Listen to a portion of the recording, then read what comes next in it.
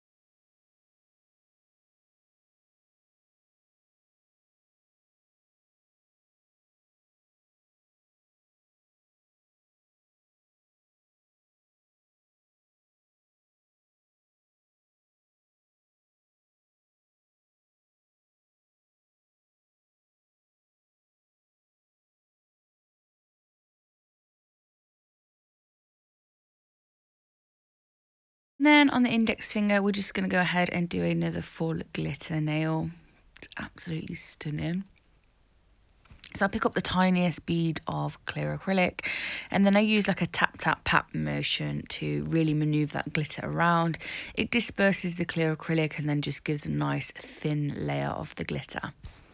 We don't want any bulk or anything with the glitter that we're applying, because we're going to cap that, and that will be our strength.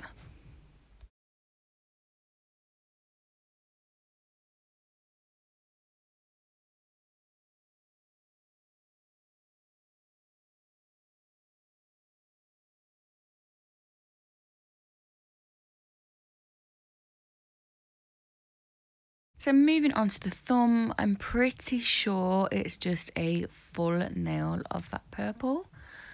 I don't think I put any glitter on this at all.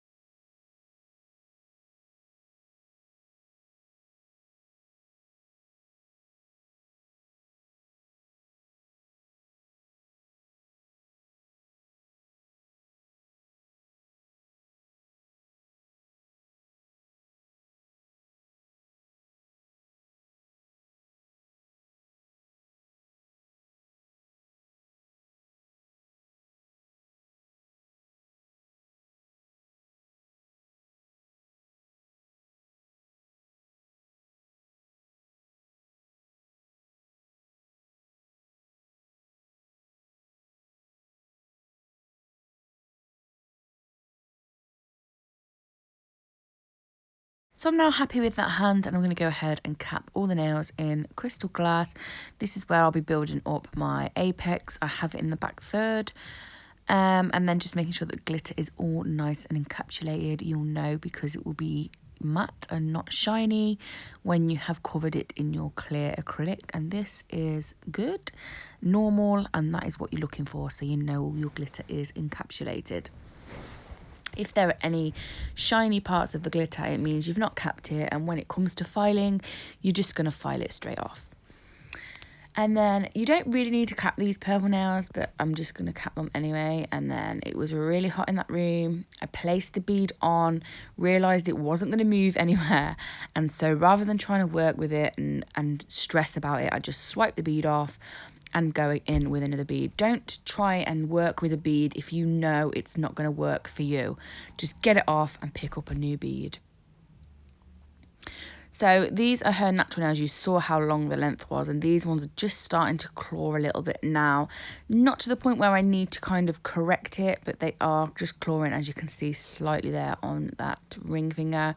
These nails have been on for, oh my gosh, I can't even tell you how many redesigns we've done on her now. The original set has got to be a good few months old.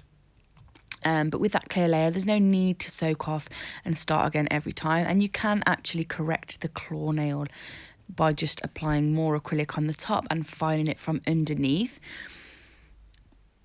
I haven't quite mastered that yet, though. It would be nice to go on a little course and kind of just brush up on that sort of skill. Forever learning, aren't we, in this trade? It's the beauty of our industry. You never know everything. It's really great to keep learning and keep perfecting your trade.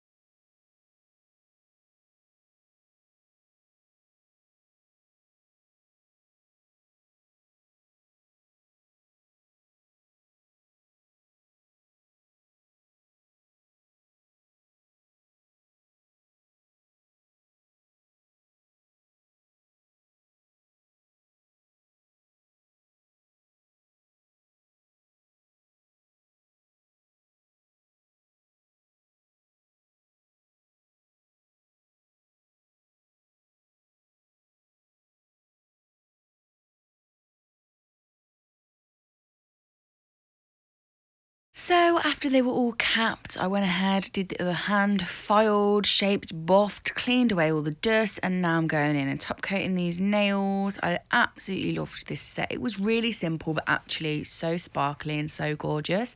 And I did go ahead and apply some crystals onto this ring finger, which you will see in the final clip of the nails.